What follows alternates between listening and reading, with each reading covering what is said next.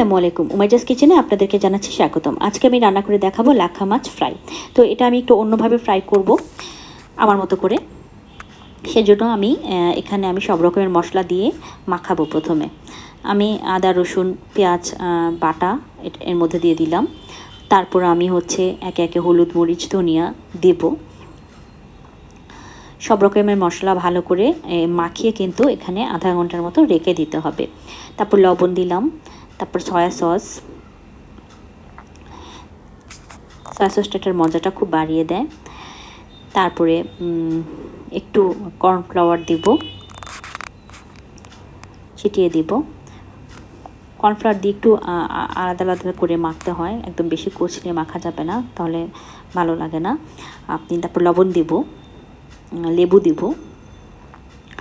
সব কিছু দিয়ে আমি খুব ভালো করে মাছটা মিশিয়ে রাখবো। একটু জিরা দিয়ে দিলাম।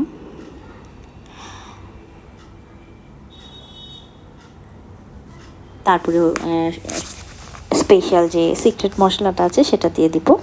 এবার একটা ডিম দিয়ে দিলাম, দিয়ে আমি খুব ভালো করে এগুলাকে ম্যারিনেশন করে রেখে দেব।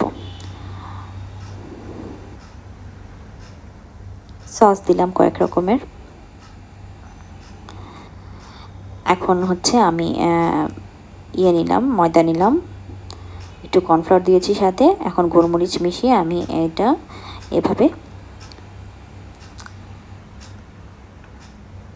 সুন্দর করে এইটা মাখিয়ে আমি মাছগুলোকে রেডি করব। আমি কিন্তু আধা ঘন্টা ম্যারিনেশন করার জন্য রেখেছিলাম। আমার রান্না যদি আপনাদের কাছে ভালো লেগে থাকে অবশ্যই লাইক কমেন্টস এবং সাবস্ক্রাইব করবেন প্লিজ। এখন মাছগুলোকে আমি সুন্দর করে এই মিক্সচারটার সাথে মেশাবো। মিশিয়ে আমি 5 মিনিট রেখে দেবো এটা সেট হওয়ার জন্য। তারপর যখন সেট হয়ে যাবে, এদিকে আমি ফ্রাই প্যানটা চুলায় দিয়েছি গরম হওয়ার জন্য। একটু বেশি গরম করতে হবে, নাহলে কিন্তু মাছ লেগে যেতে পারে। সেজন্য আমি তেল দিয়ে নিলাম। হ্যাঁ, একটু লবণ দিয়ে আমি টেস্ট করলাম এটা গরম হয়েছে কিনা। হ্যাঁ, গরম হয়ে গিয়েছে। এখন আমি মাছগুলোকে সুন্দর করে বিছিয়ে দিয়ে দিলাম। তারপরে এপাশ ওপাশ উল্টিয়ে মাছগুলো প্রায় হয়ে এসেছে।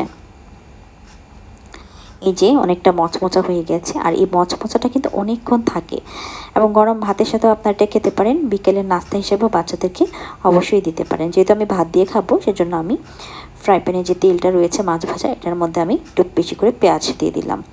কাঁচামরিচও দিতে পারেন ঝালের জন্য। তারপর আমি একটু রসুন কুচি দিয়ে দিলাম, ধনিয়া পাতা দিয়ে দিলাম। এবার আমি এই মশলাগুলোকে একটু ভাজবো, এগুলোকে একটু ফ্রাই করব। যখন লাল লাল হয়ে যাবে তখন এগুলোকে আমি মাছের উপরে দিয়ে সুন্দর করে পরিবেশনের জন্য দিয়ে দেব।